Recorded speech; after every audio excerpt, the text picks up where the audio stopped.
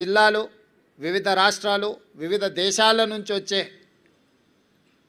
పెట్టుబడులను ఆకర్షించడమే కాకుండా ఉద్యోగ ఉపాధి అవకాశాలకు విస్తరించే విధంగా నగరాన్ని అభివృద్ధి చేయాలనుకుంటున్నాం.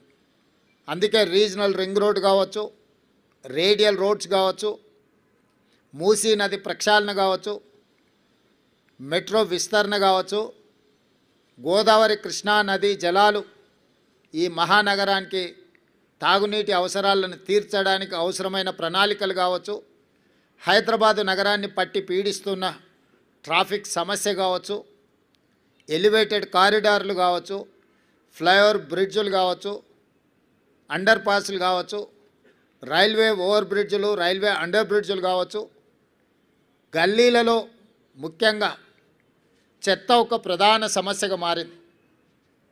సిటీలో చెత్త ఎక్కడ పడితే అక్కడ దర్శనమిస్తున్నాయి. పారిశుద్ధ్య పనులలో సమస్యలను మేము పరిగణలోకి తీసుకుంటున్నాం. అదేవిధంగా చెరువులు, కుంటలు, నాలాల కబ్జాను తొలగించి నగరాన్ని సమస్యల రహిత నగరంగా తీర్చిదిద్దడానికి ఈరోజు ప్రణాళికలు సిద్ధం చేస్తున్నాము. వీటన్నిటికీ సంబంధించి ప్రధాన ప్రతిపక్షము బీఆర్ఎస్ సోషల్ మీడియాను, విష ప్రచారాన్ని, తప్పుడు వార్తలను, పెయిడ్ ఆర్టికల్స్ని, ఫేక్ సర్వేలను, వీటన్నిటి మీద ఆధారపడి ప్రభుత్వాన్ని అవహేళన చేయడము, అవమానించడము, అసహ్యకరమైన భాషలో దూషించడం లాంటి వార్తలను ప్రసారం చేసిండ్రు. వీటన్నిటి నేపథ్యంలో అది హైడ్రా కావచ్చు, ఈగల్ ఫోర్స్ కావచ్చు, ఈ సంస్థలు ప్రజలకు మేలు చేయడానికి మేము తీసుకొచ్చినాం. ఈ నగరం వేగంగా మత్తు, ముఖ్యంగా గంజాయి, డ్రగ్స్ విస్తరిస్తున్న సందర్భంలో వాటిని కఠినంగా అణిచివేయడానికి ఈగల్ ఫోర్స్ను తీసుకొచ్చినాం. కబ్జాలను, చెరువులను, కుంటలను, నాలాలను అడ్డగోలుగా ఆక్రమించుకొని కబ్జాలకు పాల్పడుతుంటే వాటిని తొలగించడానికి హైడ్రాను తీసుకొచ్చినాం.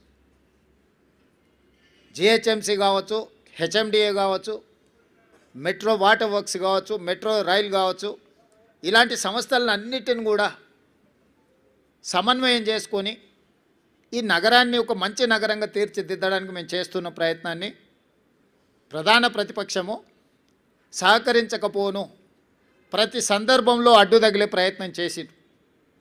మూసీ ప్రక్షాళనకు సంబంధించి మూసీ ప్రాంతంలో నివసిస్తున్న వాళ్ళు ఎవరు అది అద్భుతంగా ఉంది అని అక్కడ ఉండడం లేదు. ఏ వసతి లేక, ఏ అవకాశాలు లేక మురికితో కూడుకున్న మూసీ పక్కన నివసిస్తున్నారు. వాళ్ళకు ఒక మంచి వసతులు ఏర్పాటు చేసి, వాళ్ళకు ఉపాధి కల్పించి, వాళ్ళ జీవన ప్రమాణాలు పెంచి, వాళ్ళ పిల్లలకు ఒక మంచి చదువులు, వాళ్ళకు ఒక మంచి వైద్యాన్ని, వాళ్ళకు ఉపాధిని కల్పించాలని చెప్పి మా ప్రభుత్వం చేస్తున్న ప్రయత్నాలను ప్రతి నిమిషం, ప్రతి క్షణం అడ్డు తగిలి అన్ని రకాలుగా వీటన్నిటిని అడ్డుకునే ప్రయత్నం చేసిండ్రు. అదేవిధంగా కేంద్రం నుంచి తీసుకురావాల్సిన అనుమతులు కానీ, ఇవ్వవలసిన నిధులను రాబట్టుకోవడానికి ముఖ్యంగా కిషన్ రెడ్డి గారు సహాయ నిరాకరణ చేస్తుండ్రు. ఈనాడు ప్రధాన ప్రతిపక్షంలో శాసనసభ్యులు కేటీఆర్ గారు, శాసనసభ్యులు హరీష్ గారు, అదేవిధంగా కేంద్ర ప్రభుత్వంలో కేంద్ర మంత్రిగా ఉన్న కిషన్ రెడ్డి గారు, ముఖ్యంగా ఈ ముగ్గురికి ప్రధానమైన బాధ్యత ఉన్నది. ఒకరు కేంద్ర ప్రభుత్వం నుంచి రావాల్సిన అనుమతులు, తేవలసిన నిధులకు సహకరించాలి. కానీ కిషన్ రెడ్డి గారు పూర్తిగా సహాయ నిరాకరణ చేయడమే కాకుండా వీలైనంత మేరకు కేంద్రంలో అడ్డు తగులుతున్నాడు. మెట్రో విషయంలో కావచ్చు, మూసీ ప్రక్షాళన విషయంలో కావచ్చు, గోదావరి జలాలు నగరానికి తరలించే విషయంలో కావచ్చు, రీజనల్ రింగ్ రోడ్డు విషయంలో కావచ్చు, కిషన్ రెడ్డి గారు పూర్తిగా సహాయ నిరాకరణ చేస్తుండ్రు.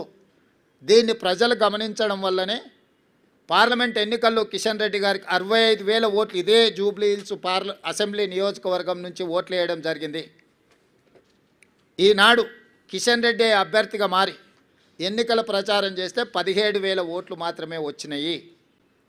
అంటే ఆనాడు కిషన్ రెడ్డికి వచ్చిన ఓట్లలో 25% మాత్రమే వచ్చి ఈరోజు భారతీయ జనతా పార్టీ డిపాజిట్ జప్తు అయిపోయింది. దీన్ని బట్టి కిషన్ రెడ్డి గారు తన వ్యవహార శైలిని మార్చుకోవాల్సిన అవసరం ఉన్నది. ఇది భూకంపం వచ్చే ముందు భూమి కొద్దిగా కదులుతుంది, అంటే అలర్ట్ చేస్తుంది సిస్టమ్ని. ఎప్పుడు కూడా ఒకేసారిగా రెక్టర్ స్కేల్ మీద పెద్ద ఎత్తున భూకంపం రాదు, ముందు మనల్ని అలర్ట్ చేస్తుంది సిస్టమ్. అలర్ట్ చేసినా మనం తేరుకోకపోతే ఆ ప్రకంపనలు భూకంపంగా మారి అందులో కలిసిపోవడమే కాదు, కాలగర్భంలో కలిసిపోతాం. భారతీయ జనతా పార్టీ, ముఖ్యంగా కిషన్ రెడ్డి గారు, మీ నాయకత్వంలో మిమ్మల్ని 2014, 2019, 2023 3 సార్లు బీజేపీని ప్రాంతం నుంచి గెలిపించడం జరిగింది. మొన్న జరిగిన మీ పార్లమెంట్ ఎన్నికల్లో మీకు 65,000 ఓట్లు వస్తే ఈనాడు